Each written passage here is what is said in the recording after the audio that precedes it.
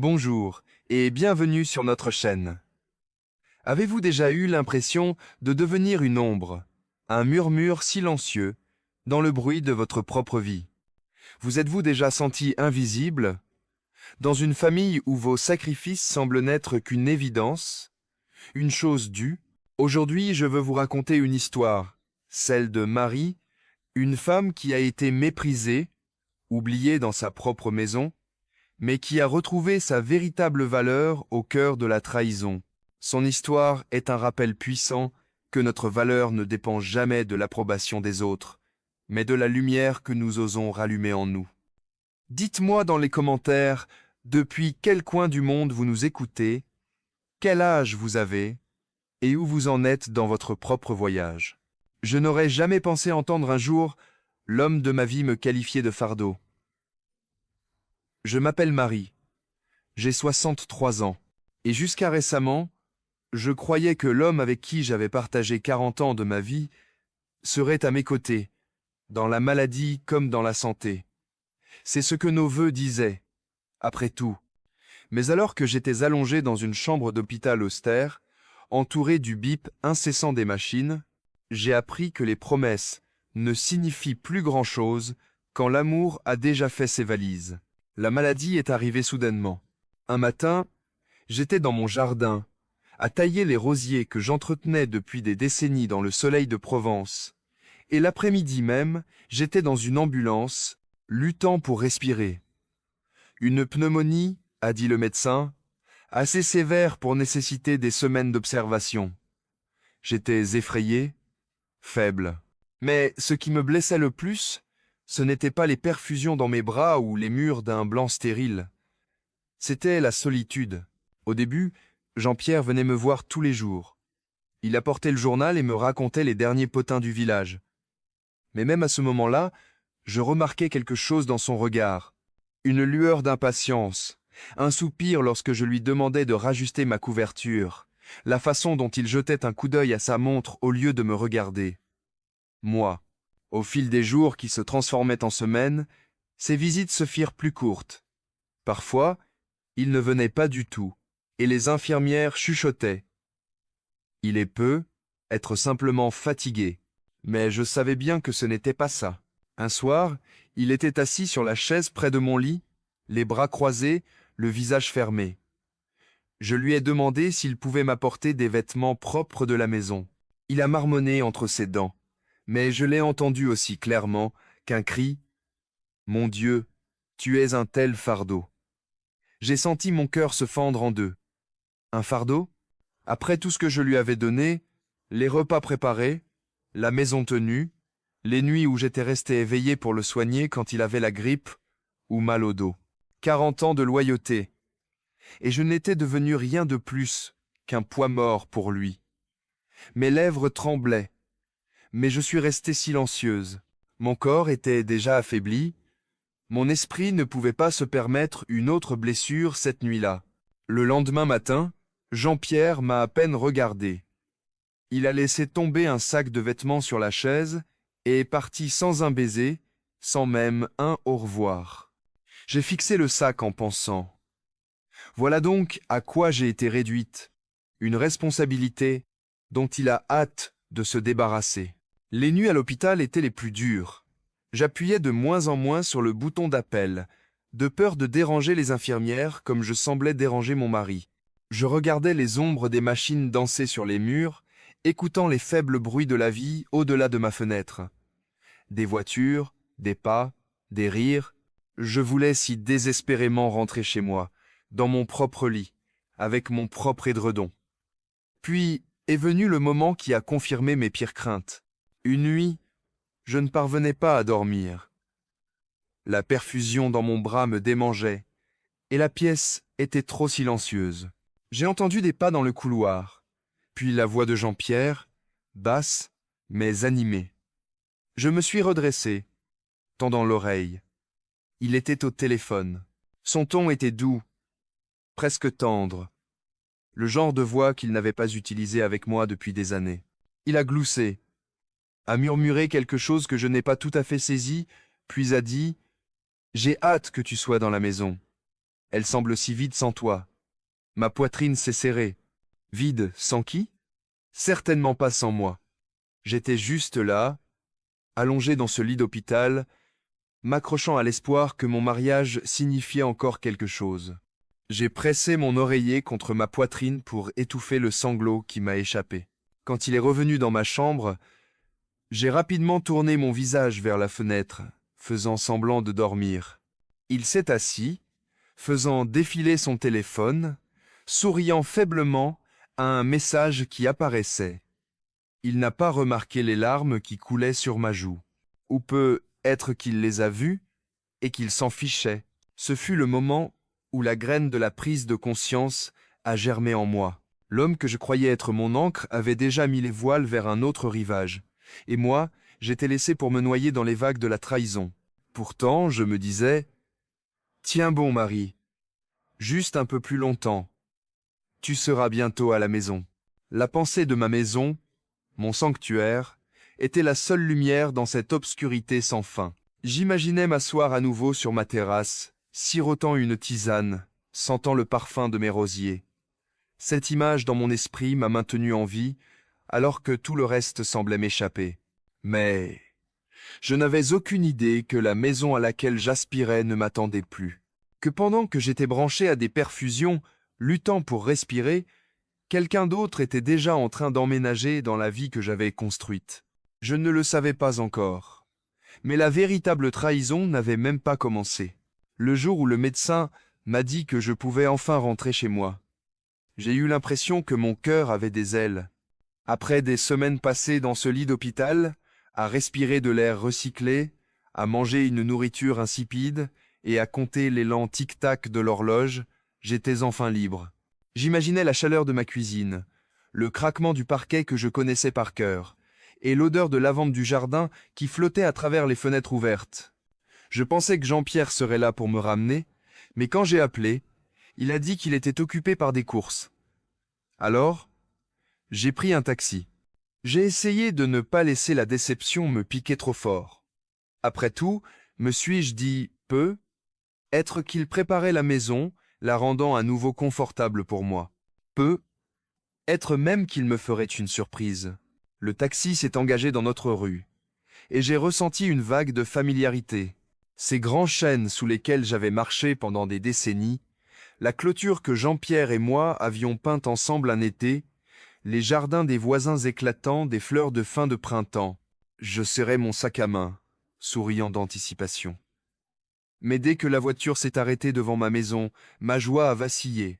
La porte d'entrée semblait différente. Une nouvelle serrure, en laiton brillant sur le vieux bois. Mes sourcils se sont froncés. Je me suis dit, être que Jean-Pierre l'a changé pour la sécurité pendant mon absence. Mais quand j'ai sorti ma clé et que j'ai essayé, elle n'entrait pas. Mon cœur s'est mis à battre la chamade. J'ai sonné. Un instant de silence. Puis la porte s'est ouverte.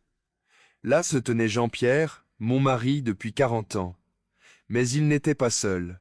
Enveloppée autour de lui se trouvait une femme de près de 20 ans, ma cadette, avec un rouge à lèvres vif, des cheveux parfaitement coiffés et, mon Dieu, mon propre peignoir sur ses épaules. Mon peignoir, le même peignoir en coton doux que ma mère m'avait offert pour mon 60e anniversaire. Elle tenait un verre de vin dans sa main manucurée, me souriant avec suffisance comme si j'étais une invitée indésirable. « Jean-Pierre » ai-je balbutié, la voix tremblante. « Qu'est-ce qui se passe? Pourquoi ma clé ne fonctionne-t-elle pas ?» Il n'a pas bronché. Il n'avait pas l'air honteux. Il avait l'air de s'ennuyer, comme s'il avait répété ce moment. « Tu ne vis plus ici, Marie, » dit-il froidement. « C'est mieux comme ça. » Ces mots m'ont frappé comme une gifle. Je me suis agrippé au cadre de la porte pour garder l'équilibre. « De quoi parles-tu ? » ? C'est ma maison. Notre maison. La femme, Isabelle, comme j'allais l'apprendre plus tard, sirota son vin et s'appuya contre le cadre de la porte. Jean-Pierre et moi en avons fait notre maison maintenant. Tu ne devrais pas te stresser avec ça, ma chérie. Pas dans ton état. Sa condescendance me brûlait plus que la cruauté de Jean-Pierre. Je sentais les yeux des voisins de l'autre côté de la rue. Des rideaux bougeaient, des silhouettes se tenaient immobiles. Ils me regardaient. Marie, la femme qui avait entretenu cette maison pendant des décennies, maintenant debout dehors comme une mendiante. Jean-Pierre, ai-je chuchoté, en essayant de stabiliser ma voix. Mes affaires, mes vêtements. Ma vie est à l'intérieur de cette maison. Son visage s'est durci. Tu es malade, Marie. Tu ne peux pas prendre soin de toi, encore moins d'une maison entière. Tu devrais penser à aller en maison de retraite. Isabelle m'aidera à gérer les choses maintenant. C'était comme si ma poitrine s'était effondrée. Il ne se contentait pas de me remplacer, il m'effaçait. J'ai senti un sanglot monter dans ma gorge, mais je l'ai ravalé. Cette maison, ai-je dit, ma voix tremblante mais ferme, m'a été laissée par mes parents. Elle est à moi. Tu n'en as pas le droit. Isabelle a ri doucement, faisant tourner son vin. Ne sois pas dramatique. Jean-Pierre dit que tu es confuse ces derniers temps. Je suis resté figé sur le porche, ma valise à mes côtés, mon cœur se brisant en éclats si tranchants que je pouvais à peine respirer. Chaque souvenir que j'avais créé dans cette maison, les matins de Noël, les dîners du dimanche, les rires de mes enfants, défilaient devant mes yeux. Et maintenant, on me chassait comme une étrangère. La main de Jean-Pierre s'est resserrée sur la porte. « Tu dois partir, Marie. Ne fais pas de scène. » Une scène, comme si j'étais une nuisance qui le mettait dans l'embarras devant les voisins. J'ai regardé par-dessus son épaule dans le salon. Mon édredon préféré était sur le canapé. L'album de photos de famille était ouvert sur la table basse, mais la photo de notre mariage avait disparu, remplacée par un vase de roses. Des roses qu'Isabelle avait probablement achetées. J'ai reculé d'un pas, tremblante. « Tu regretteras ça, Jean-Pierre, » ai-je dit doucement, presque pour moi-même. « Tu regretteras de m'avoir sous-estimé. » Sa seule réponse fut de fermer la porte. Le déclic de la serrure a résonné à mes oreilles comme un coup de marteau. Je suis resté là un long moment, sentant le poids de l'humiliation. Puis je me suis penché, j'ai soulevé ma valise, et j'ai tourné le dos à la maison que j'aimais. Mes yeux me brûlaient, mais quelque part au fond de moi, un autre feu commençait à s'allumer. Il pensait que j'étais faible. Il pensait que j'étais vaincu. Mais je savais quelque chose dont il ne semblait pas se souvenir. L'acte de propriété. Cette maison était à moi, et j'allais la reprendre. Lorsque le taxi s'est éloigné de ma rue, me laissant là avec ma valise, et un vide douloureux dans la poitrine, j'ai eu l'impression que le sol s'était dérobé sous mes pieds. Je n'ai pas seulement perdu une maison ce jour-là. J'ai perdu l'homme qui était censé être mon partenaire, ma sécurité, ma famille.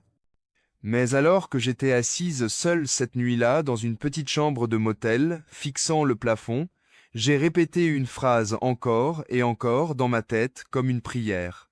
L'acte de propriété est à mon nom. Vous voyez, cette maison n'était pas quelque chose que Jean-Pierre et moi avions acheté ensemble. Ce n'était pas un bien conjugal pour lequel nous avions économisé. C'était mon héritage. Mes parents me l'avaient laissé à leur mort, écrit en lettres claires sur l'acte officiel. J'avais gardé ce papier enfermé pendant des années dans un coffre ignifuge, avec les vieilles photos de mes parents et mon acte de naissance.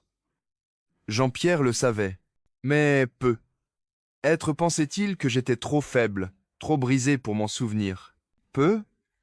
Être pensait-il que j'abandonnerais et le laisserais. Lui et son amante, prendre le dessus. Mais il m'a sous-estimé. Dès le lendemain matin, j'ai appelé mon avocat, Maître Dubois. Il avait géré la succession de mes parents des années auparavant, et il était l'une des rares personnes en qui j'avais une confiance absolue. Sa voix au téléphone était calme, posée. « Marie, dit-il, vous avez bien fait de m'appeler. Venez à mon bureau. Apportez tout ce que vous avez, documents, registres, n'importe quoi. Nous allons régler ça. En entrant dans son bureau, j'ai ressenti un étrange mélange de peur et de soulagement. Mes mains tremblaient en posant l'acte de propriété sur son bureau. Il a ajusté ses lunettes, l'a lu attentivement, puis m'a regardé avec un sourire rassurant. « Marie, cette maison est à vous, en pleine propriété. Légalement, Jean-Pierre n'a aucun droit dessus. Pas sans votre consentement, et certainement pas Isabelle. » J'ai laissé échapper un rire tremblant, mi-sanglot, mi-incrédulité. « Alors, je ne suis pas folle, je ne suis pas finie. Loin de là, dit-il fermement. Ce qu'il a fait, changer les serrures, emménager avec quelqu'un d'autre pendant que vous étiez à l'hôpital, ce n'est pas seulement cruel, c'est illégal. Nous pouvons récupérer cela. Mais, Marie, je veux que vous vous prépariez. Ce sera un combat. Jean-Pierre ne partira pas tranquillement. Quelque chose en moi s'est redressé à ces mots. Un combat. J'avais passé des semaines à l'hôpital, à me battre pour ma vie, à chercher de l'air, à prier pour avoir de la force. Je n'allais pas me laisser faire, et laisser. Jean-Pierre et Isabelle me volaient le toit au-dessus de ma tête. Maître Dubois se pencha en avant. « Avez-vous des preuves de sa liaison? Des relevés bancaires? Des photographies? Tout ce qui montre qu'il a déplacé de l'argent? Ou des biens? » J'ai pensé aux nuits à l'hôpital, aux appels téléphoniques chuchotés, à la façon dont il souriait à son écran, au fait qu'Isabelle portait mon peignoir. Pas encore, ai-je admis. Mais je peux les obtenir. Il a hoché la tête. Bien, nous devrons montrer au tribunal non seulement que la maison est à vous, mais que Jean-Pierre a agi de mauvaise foi. Plus nous aurons de preuves, plus votre dossier sera solide. Je suis sorti de ce bureau avec un dossier sous le bras et une nouvelle résolution qui se durcissait en moi. Pour la première fois depuis des semaines, je me sentais en contrôle. Au cours des jours suivants, j'ai commencé à reconstituer la trahison de Jean-Pierre comme un puzzle. Ma maladie m'avait ralenti, mais elle n'avait pas émoussé mon esprit. Je me suis rendu à la banque pour examiner nos comptes. Mon cœur battait la chamade lorsque le caissier m'a expliqué que Jean-Pierre avait tenté de transférer d'importantes sommes sur un compte joint au nom d'Isabelle. Mais voici la beauté de la chose. Je détenais toujours l'autorité principale sur ces fonds. À ma demande, les comptes ont été gelés. J'ai imaginé le visage de Jean-Pierre découvrant que son petit stratagème avait échoué. Cette pensée m'a procuré une sorte de satisfaction sombre. J'ai également commencé à contacter discrètement quelques voisins de confiance. L'une d'entre eux, Madame Martin, a admis qu'elle avait vu Isabelle aller et venir de la maison pendant des semaines, alors que j'étais encore à l'hôpital. Un autre a murmuré que Jean-Pierre s'était vanté en ville de vivre enfin librement. Chaque mot qu'il partageait attisait le feu dans ma poitrine. La nuit, seul dans ma chambre de motel, je notais tout. Date, nom, montant, conversation entendue. Je n'allais pas laisser le chagrin obscurcir les détails. Je n'allais pas lui laisser la moindre faille. Un soir, alors que j'étais assise au bureau avec des papiers étalés autour de moi, j'ai pris une photo de Jean-Pierre et moi le jour de notre mariage. Un long moment, j'ai fixé son visage plus jeune, le sourire que j'avais cru sincère autrefois. Puis, d'une main sûre, j'ai déchiré la photo en deux. « Cette maison est à moi !» ai-je murmuré dans le silence. « Et je la reprendrai. » Je ne savais pas encore à quel point la bataille deviendrait laide. Je ne savais pas combien de mensonges Jean-Pierre et Isabelle inventeraient pour protéger leur confort volé. Mais je savais une chose. L'acte de propriété ne mentait pas, et j'avais la vérité de mon côté. Isabelle ne voulait pas seulement mon mari, elle voulait ma vie, ma place, ma dignité, et elle s'est assurée que tout le village le sache. Cela a commencé par de petites remarques sournoises, au marché, lorsque j'ai finalement trouvé le courage d'y retourner. Elle se trouvait là, drapée au bras de Jean-Pierre. Elle s'est penchée près de lui et a chuchoté juste assez fort pour que je l'entende. La pauvre, elle a l'air si fragile. Honnêtement, elle devrait être dans un endroit plus sûr, pas s'accrocher à une maison qu'elle ne peut pas gérer. Jean-Pierre a gloussé, sans même me regarder. Le dimanche suivant, à l'église, Isabelle est allée plus loin. Elle est arrivée au bras de Jean-Pierre dans une robe rouge vif, le genre que l'on porte pour être remarqué. J'étais assise 2 rangs derrière eux, ma Bible lourde sur mes genoux, mon cœur battant. J'ai vu comment la congrégation les regardait, puis se tournait vers moi. Des murmures ont parcouru l'assemblée. Certains me regardaient avec pitié, d'autres avec jugement, comme si j'avais échoué à garder mon mari. À la fin de la messe, Isabelle s'est approchée de moi près de la porte. Son parfum m'a frappé avant ces mots. Écœurant, doucereux. Elle a incliné la tête, son sourire aussi tranchant que du verre. « Marie, ma chérie, dit-elle, assez fort pour que les oreilles voisines captent chaque syllabe. Tu devrais vraiment penser à déménager dans une maison de retraite. Jean-Pierre s'inquiète tellement pour toi, tu sais. Ça doit être épuisant pour lui, d'essayer de s'occuper de toi et de la maison. » Je me suis figé, serrant la lanière de mon sac à main si fort que mes jointures sont devenues blanches. « La maison est à moi, » ai-je dit calmement, mais fermement. Ses yeux pétillaient de moquerie. « Oh, ma douce, tout le monde sait que c'est Jean-Pierre qui s'en occupe maintenant. Tu devrais lâcher prise avec grâce. » Sur ce, elle a envoyé un baiser en l'air à côté de ma joue et s'est éloignée d'un pas chaloupé, ses talons claquant sur le carrelage. Jean-Pierre l'attendait avec ce demi-sourire, suffisant que j'aimais tant autrefois.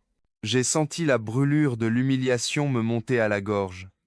J'avais envie de crier, de griffer pour retrouver ma fierté, mais au lieu de cela, je suis sorti la tête haute. Les mots de mon avocat résonnaient dans mon esprit. Patience. Chaque détail compte. De retour dans ma chambre de motel cette nuit-là, j'ai pleuré dans mon oreiller. Ce n'était pas seulement la perte de Jean-Pierre, c'était la façon dont Isabelle me dépouillait de mon identité, morceau par morceau.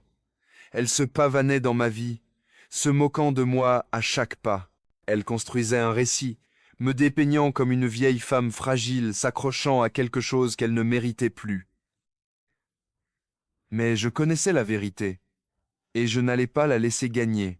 Un soir, j'étais assise avec Maître Dubois, lui faisant glisser les notes que j'avais prises. Il les a lues attentivement, hochant la tête. « Vous faites exactement ce qu'il faut, Marie, dit-il. Laissez-la se moquer, laissez-la parler. Chaque mot qu'elle répandra ne fera que renforcer votre dossier. Le moment venu, elle se pendra avec sa propre corde. » Cette nuit-là, pour la première fois depuis des semaines, j'ai dormi profondément. Les rires, les chuchotements, l'humiliation, tout cela piquait encore, mais ne me brisait plus. Isabelle pensait qu'elle gagnait. Elle pensait qu'elle me mettait à terre. Ce qu'elle ne réalisait pas, c'est que chaque remarque cruelle, chaque spectacle public, ne faisait qu'aiguiser le couteau que j'utiliserais un jour pour la tailler en pièces. Je n'étais pas effacé. J'attendais. Et quand le bon moment viendrait, je me relèverais. Le jour de l'audience est arrivé sous un ciel lourd, les nuages bas comme si le monde lui-même retenait son souffle. Je me suis habillé avec soin ce matin-là, rien d'extravagant. Juste un tailleur bleu marine que je gardais pour les grandes occasions et une broche en argent qui appartenait à ma mère. Je voulais paraître digne, stable, intact. Je n'entrais pas dans ce palais de justice en tant que victime. J'y entrais en tant que propriétaire légitime de ma maison. Quand je suis entré dans la salle d'audience, mon cœur battait si fort que je pensais que tout le monde pouvait l'entendre. Et puis je les ai vus, Jean-Pierre et Isabelle. Ils étaient assis ensemble au premier rang. Sa main était passée sous son bras, comme si elle le promenait en laisse. Elle arborait un sourire suffisant, un foulard de soie jeté sur ses épaules, comme si elle était la star d'une pièce de théâtre. Jean-Pierre se penchait en arrière, narquois, son regard croisant le mien, avec un mélange d'arrogance et de dédain. L'avocat de Jean-Pierre a commencé, peignant le portrait d'une vieille femme malade, qui ne pouvait plus prendre soin d'elle-même. Il a affirmé que Jean-Pierre était intervenu pour gérer la propriété, qu'Isabelle l'aidait parce que j'étais inapte. Chaque mot enfonçait le couteau un peu plus profondément.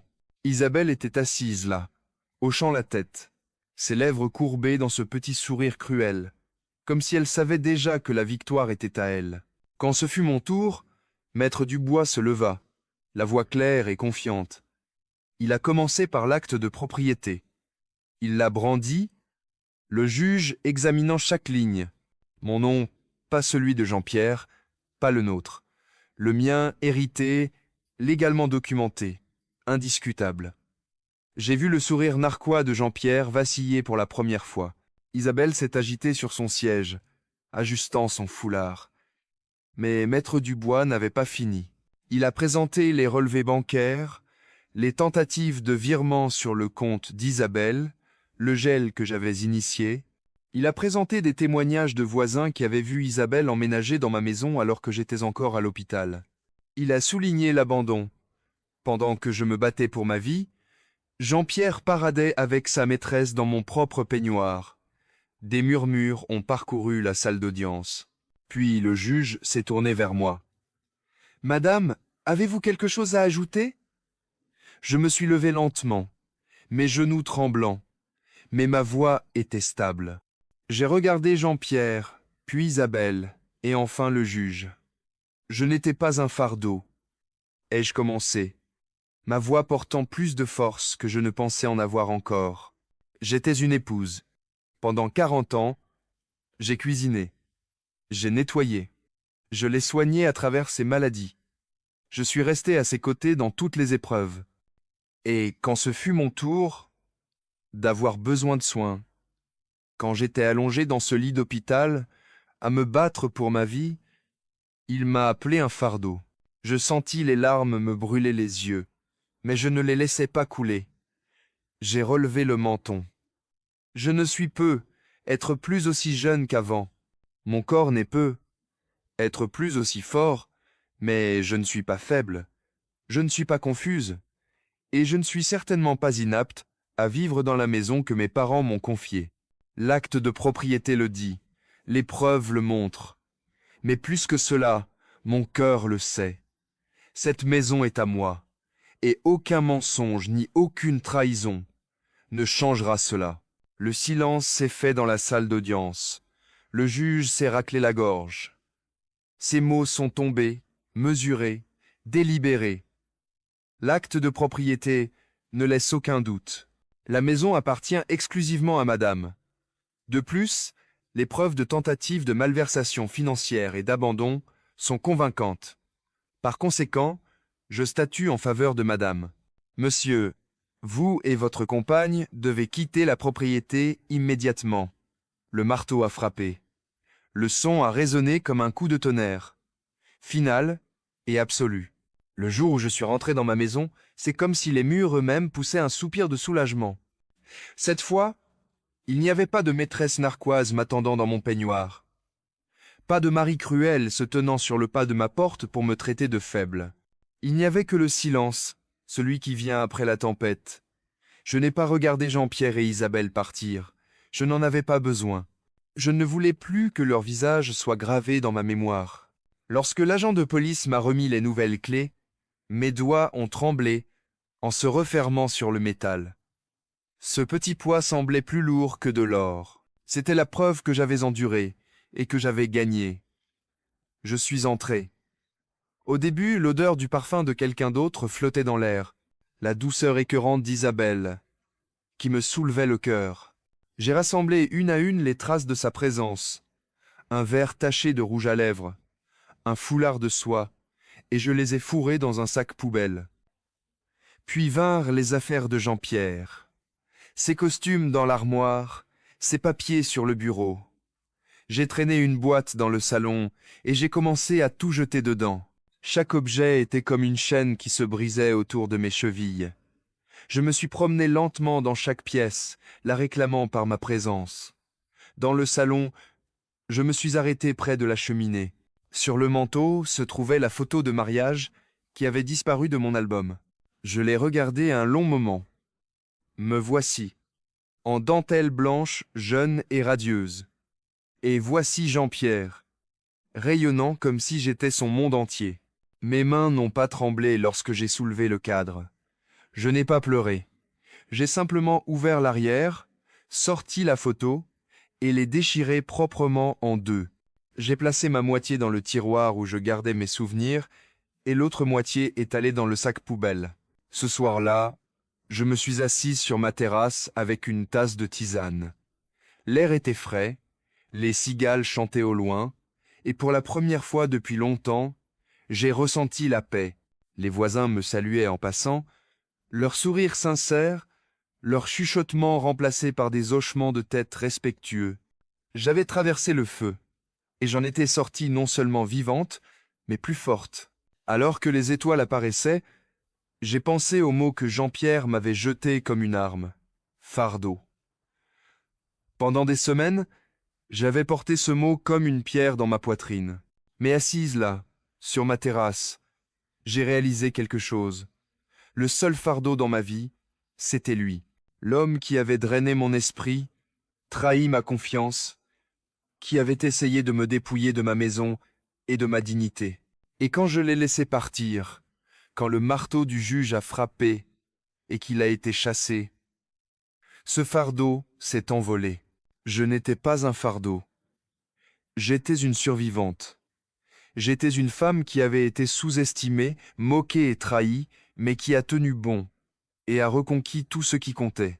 Alors que la nuit s'approfondissait, je me suis murmuré, parfois, le poids le plus lourd que vous portez est la personne qui ose vous en qualifier.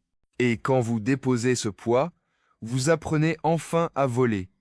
Et sur ce, je me suis adossé à ma chaise, les clés de ma maison en sécurité dans ma poche, et je me suis permis de sourire. Pas pour Jean-Pierre, pas pour Isabelle, pour personne d'autre, juste pour moi.